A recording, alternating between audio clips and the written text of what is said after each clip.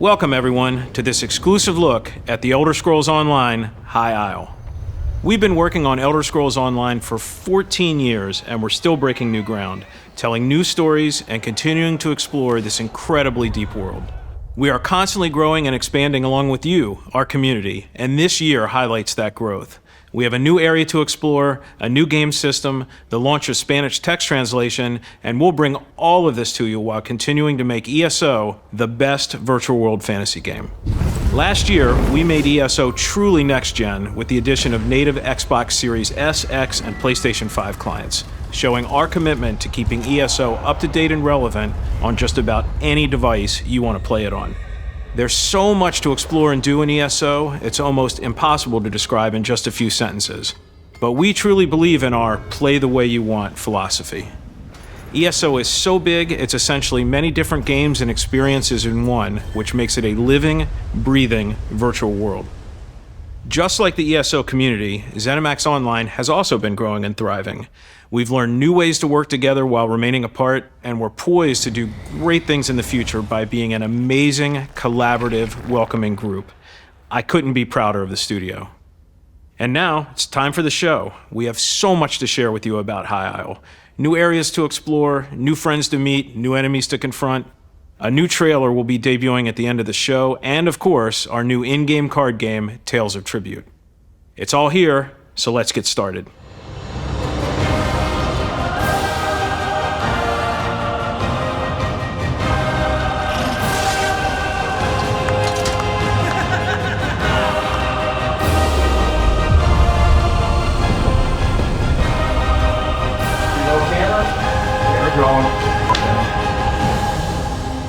CJ, Yeah. when we finally decided to go off and explore something brand new. After I emailed you for 2 years straight, asking you, please, don't send me somewhere dark again. Let me be someplace pretty. What were your thoughts? My thoughts were I was very happy that it was kind of a collective agreement. Like, we were all really excited that we had spent 2 years kind of, taking a trip down nostalgia lane, right? We had gone to Skyrim with Greymoor, we went to Oblivion with Blackwood, and then we were all kind of ready to oh God, let's do something pretty again, right? Like, not only someplace pretty, but all new in terms of nobody who's played an Elder Scrolls game has ever gone here before, right?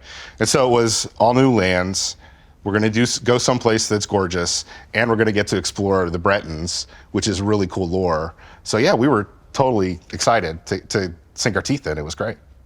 So when we get ready to start an entirely new zone, every team has to kind of do some initial steps, right? Mm-hmm. What's the art team's steps? We had in front of us already from the writers, an idea. They were we're thinking something kind of Mediterranean, Paradise Island, vacation, resort. This is where the really well-off Bretons go. This is the resort hang town. Their house, right? And immediately concept artists are, looking up images of Mediterranean islands. And then the rest of it was these sort of alabaster cliff faces, sort of White Cliffs of Dover, but we knew we were close to Somerset, so we wanted to sort of play off the rock forms that we had done in Somerset. We wanted it to be clear there's going to be some geography there that's shared, but it has to look new because we make an effort for every zone to look a little bit different and have its own unique, kind of space in the art. And we started immediately looking at sunflowers and sunflower fields and doing something. We had done a lot of overhanging dark places, cool locations, but we were very excited to go, okay, can we do open fields? Let's give the players a place where they can stand and see for, a good couple of miles and then have something kind of really lovely and listful, going on in there. And it's comparable to, the last 2 years size-wise. So, it's big. One of the things I love the most about High Isle is how grounded in reality it is. What was that like? It was an interesting challenge because we've done Bretons already. They're in High Rock. They have an architecture set. They have a look, and we wanted to honor that. Obviously, it needed to feel like these were more Bretons, not different Bretons. And so we got to take some of those original, certainly in the architecture, we got to take those original Breton ideas in the architecture. We got to update it. And, we wanted to do something kind of new. So we took that classic medieval, almost post-Dark Ages kind of look that the Breton stuff in High Rock has. And we folded in a little Germanic medieval into that. And it was really fun to sort of do a whole new set in that paradigm, that Breton paradigm, update it, make it fancier, and remember that the lore of the Bretons is really interesting in this, in that they'll do excess because they come from a place where they were way back in their history, they were kind of subjugated, they broke out of that, but they still have that sense of stratification in their society, right? Yeah. Upper class, lower class, it's very political. All the stuff that's going on with the Bretons is always political. And we wanted to play with that even in the architecture, like we wanted to honor that. And so even in the lower class stuff, that's still fancier than you might find. And like, it's not disheveled. It's still nice because these are people who think that they can achieve if they want to. And we had a lot of fun just like playing with that dynamic, The Bretons in and of themselves are a feudal society, but the Druids play a part in this whole year. Yeah, you can't really have the Bretons without the Druids. They are both inhabiting this place, and they are very different, and they both have different opinions of each other, obviously, but you can see influences of Druidic culture throughout the whole place, and definitely in the art as well. Yeah. It was fun to know all that was coming later and just start to like carve out the little pieces that we're going to tease in High Isle, and then there's a whole lot of stuff coming with them, especially concerning like the volcano and these vents that are spotting the isles themselves, and it feels a little weird. You're in this beautiful place, and every once in a while you crawl over a hill, and there's a little volcanic vent spewing out, noxious gas and lava. And why is that happening? It has something to do with the Druids, right? Right, yeah. Biomes unique, how?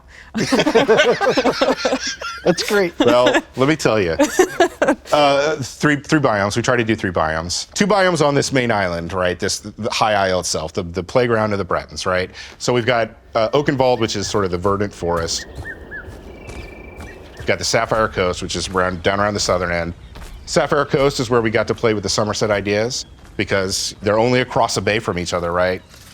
So you'll sort of get a bit of that Somerset sense there, but we had to fold in like the nautical history of the island. This is where the Great Navy was built so many years ago, right? I mean, it's behind us right now. Like we're surrounded by the remnants of that Navy and the treacherous nature of the seas around the island. So all that nautical stuff got folded in there.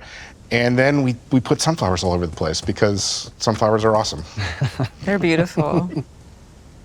And then we have Amanos, this crazy escape from New York Island you guys threw at us. And there we got to play with like super verdant rainforest. It's a place where I guess they just toss people they don't like. Yeah, they really over there, do. right? There's part of it where Amanos Station is like a stockade that kind of separates the normal prisoners from the ones they just yeet out into the jungle. They're like, there's the bad people, and then there's the really bad people that we just don't even want to mess with. So those are the ones that just get banished to that verdant forest. There's so many things that want to kill you out there, and so many gangs. The Green Serpents gang is out there, so. It's not a place you want to be, for sure. It's very pretty, but... It was fun to make. Yeah, it's gorgeous, We had a lot of fun making it. I don't want to go there. Yeah, right. Do you have any favorite locations? Stonemore Grove is a great one. That's sort of our little Druid village, and it's kind of part of that teasing the Druid culture to come. Breakwater Cave is great. The Firepot Cave is fantastic because that's more of that volcanic connection, and it gave us a chance to go underground and do something a little more oppressive. And then I think my favorite right now is Ghost Haven because I'm an 80s kid, and every time I play that one, I get a Goonies vibe out of that, out of that adventure. I can see that, for sure. So those are some of my favorites. So Taylor, I talked a little bit about how much fun it was for us on the art side to get into the Bretons, but I mean, we should probably talk about them a little deeper, right? With their history. Who are these people, the Bretons? First and foremost, they are feudal society, like we talked about. They have their nobles, and at the top, they are, stabbing each other in the back, political intrigue, alliances, arranged marriages, all that fun stuff. And then you've got middle class and lower class. They're very much the underdog society, if you will, where the person at the very bottom feels like they can always aspire to something better and advance all the way to the top. It was the coolest part about it because it's not what the elves believe. If you're born to a certain status, you stay there for the rest of your life. Right. Bretons are like, F that, we took High Rock, we can do anything. Yeah. I think something that ties into that too is like their knightly orders. There's 3 main knightly orders on High Isle, and they all have their different creeds and their different values, but they're all very prestigious and neat and have that kind of like romantic fight for glory and honor and all of that good stuff. This is a grounded story, but the Bretons are innately a magical race. Like they have this affinity for magic. Walk us through some of the trials with that. It was very interesting to try and keep a grounded story with people who are inherently magical. But it's fun to do that as well because Bretons and magic are inextricably linked and their history is linked to that as well. And so there are a lot of intersections between how does that work in feudal society? How does magic interject with your role there? Sometimes, magic can increase your standing at court, but it's also can cause conflicts with your sense of self, I think it opened up a lot of opportunities for like character development and not so much big, grand magic stories, but more personal magic stories. It's not beams of death in the sky this time, right? It's politics and it's backstabbing and it's, the seedy things that are happening in the back alleys of a very well-off It's people. not the cosmic threats, right? It is the threats from within, and the focus is on the Bretons and their culture and their race, rather than big Daedra coming in and destroying the world. Right, big axe. Which is fun. Yes. We love that. Yeah. But this is fun too. Yeah. So this year's storyline is a bit of a deviation from what we've done in the past. And kind of walk us through that and what that meant to the writing team. Yeah, we're doing the Legacy of the Bretons year, so we are really delving into who the Bretons are because they are a race that really hasn't been explored much in Elder Scrolls lore before. We're really getting into their history and their culture, and we are learning who they are. And our theme is kind of like a hope for peace, but tied up in all of this political intrigue and backstabbing. Right, it takes us back to our roots. Yeah. We're really, really good at telling these very interesting small stories where you learn more about the individual characters in the world. And in politics, there's always multiple sides to everything. Clearly, there is a bad guy faction and a good guy faction. Who are the major players in this story? The Ascendant Order are what we would think of as bad guys, but their whole creed is that they want to empower the common folk. They think that the common folk can fight injustice on their own by losing the shackles of the nobility and, freeing themselves from that kind of bad leadership. So that all sounds great on paper, but the Ascendant Order is actually killing people, indiscriminately and not being very nice, so. We touched on the Ascendant Order. Is there a leader? There is. There is the Ascendant Lord, and then there's the Ascendant Magus as well. So the Ascendant Magus is his second in command, but they're both very scary. They're both very mysterious too. You don't really know a whole lot about them. No one does. But part of the fun of the story is that you are going through it and trying to figure it out and trying to discover things about them. And you pick up certain pieces from the world and try to put it all together like a mystery. Yeah. So the Bretons, as we've said up to this point, are kind of this medieval feudal society. That must mean there's a bunch of different houses, different bit players, I guess, in the storyline. Can you walk us through some of those? There are two, there's a bunch of noble houses, but there's two main ones that the story really focuses on. One is House Dufort, and they are the Dukes of High Isle, so they are the ones in charge. And they are run by Duchess Alea, and she runs everything from Castle Navir, and she is someone who is very fancy and wealthy. But it's going to be up to players to decide, is she really serious about fighting the Ascendant Order threat?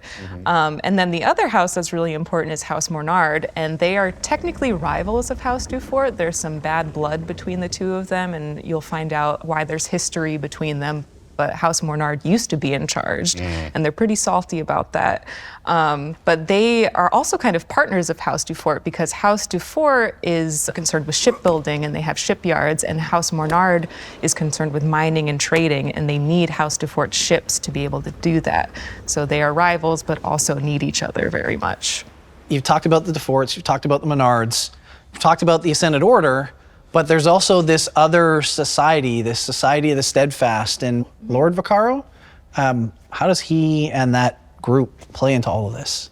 He's one of those people who just he uses his wealth to make people's lives better. He genuinely cares about the people around him, and he is someone who tends to be very sincere, but he's also direct and to the point. He is not a fancy noble like Duchess Alea. He is not, Ascendant Order crazy, but he's just there doing his best. One of the things that I love about chapters and story DLCs is bringing back characters that fans love. It's something that we always do. We get a kick out of it. Who do we have coming back this year that players will be excited about? I love Jakarn, obviously, that rogue. He's always got his shirt off for some reason. Really? I don't know why. He does. He loves having his shirt off. If I looked like that, I would never have a shirt on. Yep, okay. Look, I love to hate Jakarn, is what I mean. But we've got him. We've got Captain Zaji, who I also love. So happy that Zashi's back. The best. He's the best. He's so good.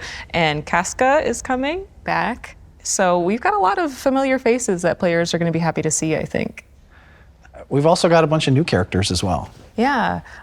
Lady Arabelle comes to mind. She is one of my favorites because she is just the coolest, most confident, curious, intelligent woman.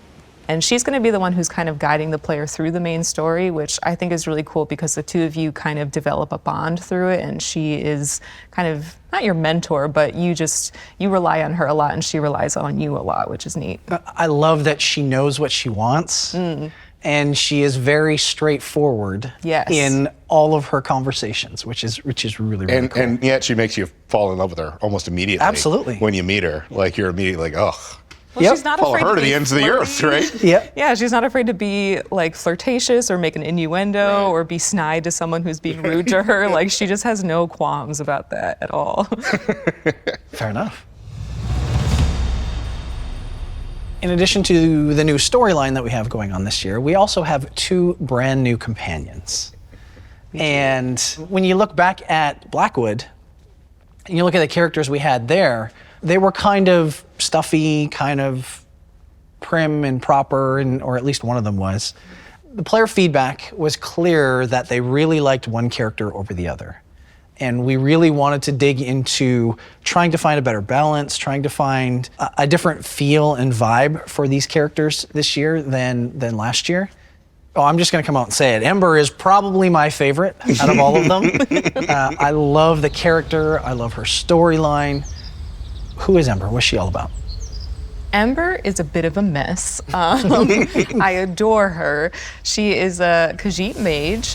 She grew up on the streets, so she really has no qualms about violence or stealing or fighting or getting into trouble. In fact, she really likes getting into trouble, and she will probably get you into a lot of trouble as you take her around with her. But she's just a lot of fun. I loved her intro quest. I was laughing out loud the entire time. I was trying to get through it, but I had to stop and that's just hilarious. It is so good. And it's the character, but it's also kind of the environment. And I'm terrible with names. I will totally forget the name of the objective. Oh, yes, the Tordreok Tower. Yeah, I'm glad you said that, not me. Just the tower in and of itself is amazing looking. And just the story that we're telling there, I love her so much. And who is Ember voiced by? She is voiced by Alicia Rotaru. So she most notably known from Arrow. Okay. She is doing an incredible job. She is just knocking it out of the park as Ember. So I'm really excited for players to hear her. And Ember is Khajiit, right? So what was the impetus there? Why'd we go Khajiit for her? I mean, truth be told, it's because Khajiit are cool, right? They're the so answer I wanted, different. Rich. Right, like they're just so different. They speak differently, they act differently, they're a very, very different culture. It just kind of made sense. Yeah. We wanted to do something very, very different with her, and I think we knocked it out of the park with it. Yeah. And then we have a second character who is kind of the exact opposite of Ember. Yes. Named Isabel. I liked Isabel a lot. Yeah. She's really great. Yeah. Isabel is definitely opposite from Ember. She is not a trash fire. Trash fire. Oh my gosh. She has her life together a little bit more. But she's from a minor noble house in High Isle, but she's not your typical noble. She's not snobby. She's not stuck up. She's very down to earth, tends to be driven and eager, and she's a little bit dorky, actually. So like most of us. Yeah, exactly. There you go. Well, we find kinship with her. We think that she's really kind of the best of the knightly orders have to offer on High Isle, because she is someone who is driven to a higher purpose, but she has both feet firmly planted on the ground. When you meet her, like it's the chivalry and the knights in shining armor. I love that one a lot. And I think our players in our community are going to be pretty stoked at who voices Isabel. Yeah, she is being voiced by the incredible Laura Bailey, so it's going to be really, really fun to hear. Yeah, we had a lot of fun working with Critical Role over the course of last year with the one-shots, and yeah, we're so excited to be able to bring her along and voice a character in game. I feel like the systems team and the writing team and the design team really collaborated this time, because this is like our second iteration of it, and we tried to integrate Ember and Isabel into the player experience a little bit more. There were lessons learned the first time around, right? Absolutely. Yeah. We listened to player feedback, and so there are things like when you go into combat, we have more lines now and more variations on lines, so hopefully you won't be hearing the same repeated lines. We also tried to get their backstory into some more lines, Right, so when you are standing around, they're not going to push you to move forward. They're going to be like waxing poetic about taffy or telling you a weird story about their past. So keep your ears open, and they'll have a lot of interesting stuff to say.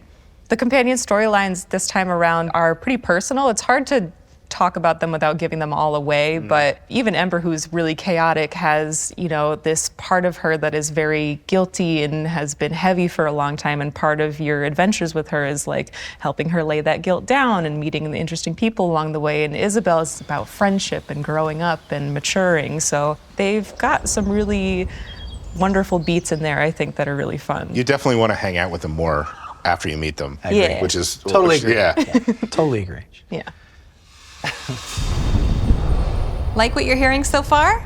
We wanted to remind everyone that the High Isle chapter is available to pre-purchase now and includes a free mount that you can start using in-game immediately.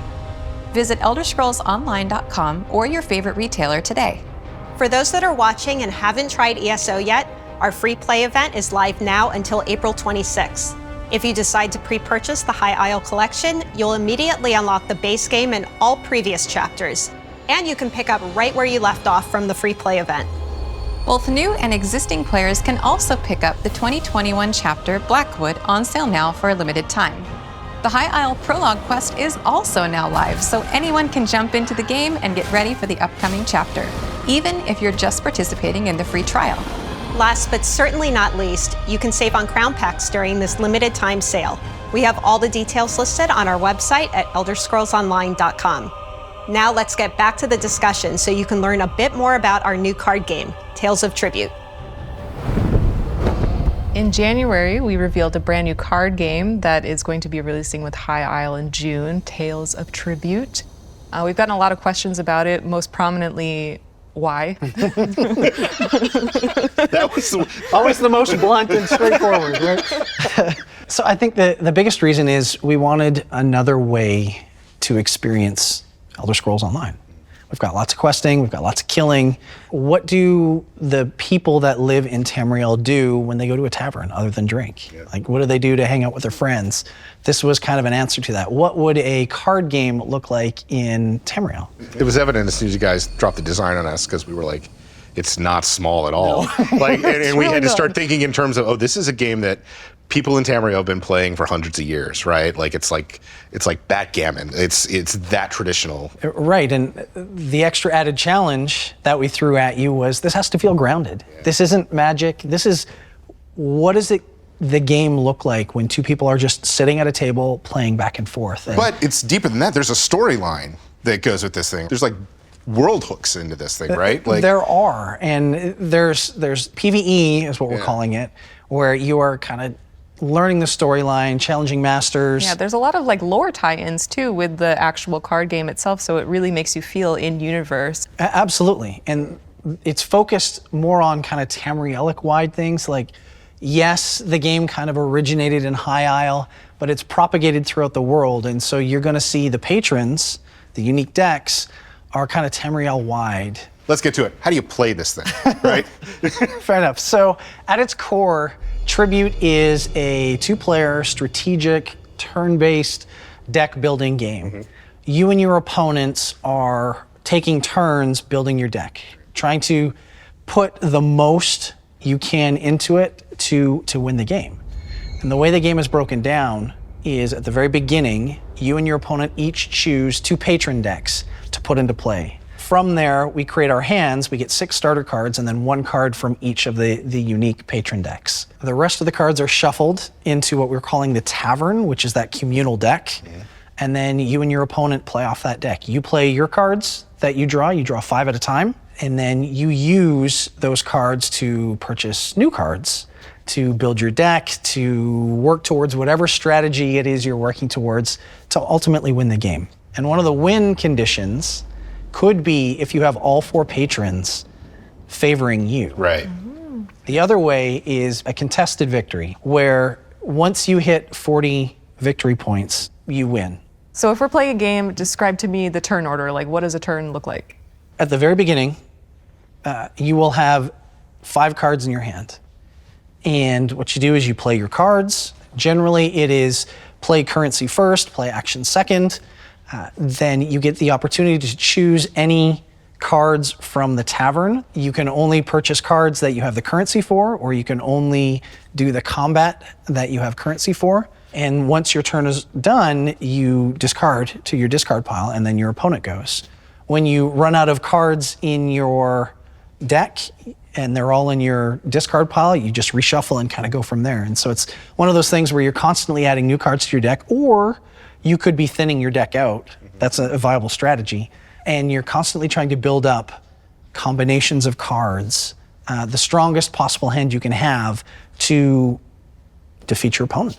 What kind of cards are there? Like, what are there's different types, right? There's essentially 3 basic types. There are action cards, which can range anywhere from giving you gold to combat to forcing your opponent to discard cards or for you to draw cards. There are contracts, which are essentially one-shot cards where you can purchase it from the tavern, and once you do, you play it right away, and then it's done for the rest of the game.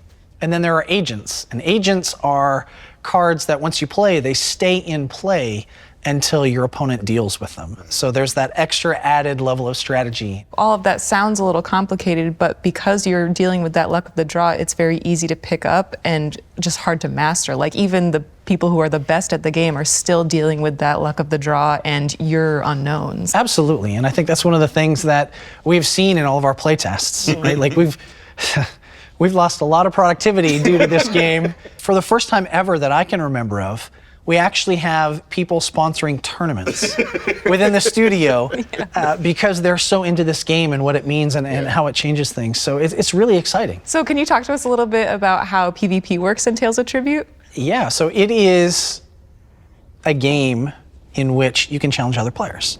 I could walk up to CJ and challenge him to a duel, or there is a new kind of looking for group system, a queue that you can queue up for and challenge random players in there. And that's all tied into a progression system via rankings. There are seasonal leaderboards that give you cool rewards. It's a fully fleshed out thing. This all sounds really fun, but why play? Like, what is in it for us? What is important about getting victory at all? Part of it is it just appeals to kind of human nature. Everybody wants to be the best, so you want to win, right? It's fair. But the other side of it is there's lots of really, really cool rewards here. There's lots of cool cosmetics, there's cool new emotes, there are furniture crafting materials that you can get out of this, also transmutation crystals. And all available just by playing. Just by playing. Just play the game, and you can get rewards. Yeah. You get more if you win, but you can get them if you lose. So there's kind of something for everybody here. So this sounds really, really fun. When can I play? You'll be able to play this on PTS very, very soon, next week. Wow. And we totally understand this is a huge game. There's tons of information. I highly recommend you just jump in, you start playing it. It's really, really easy to pick up, and it's difficult to master.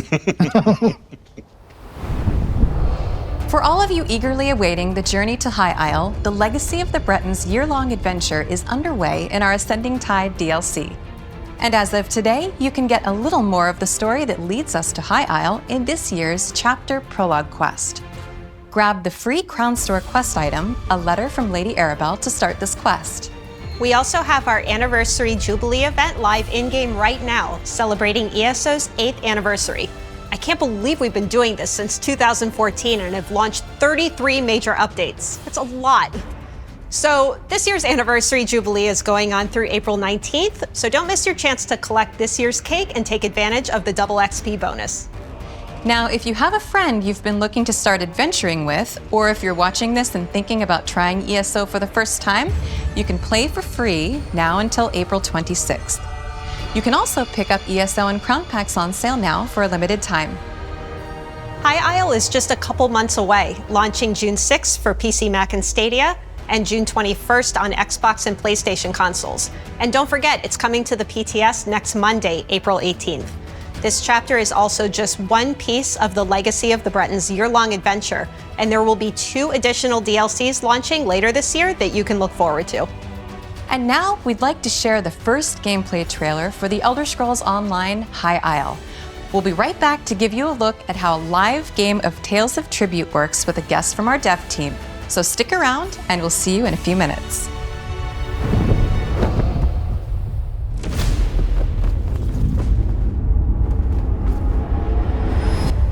Inequity rips at the very fabric of society. The profligate few lead lives of excess, but comfort breeds complacency. These highborn have no idea what lies beneath.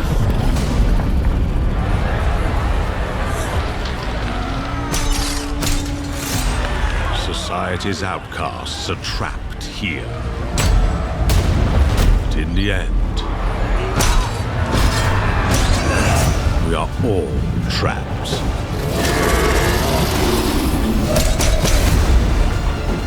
A fish rots from the head down. And the only cure is to cut it off.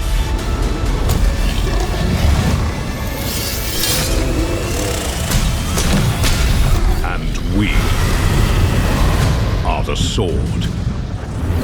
We are the Ascendant.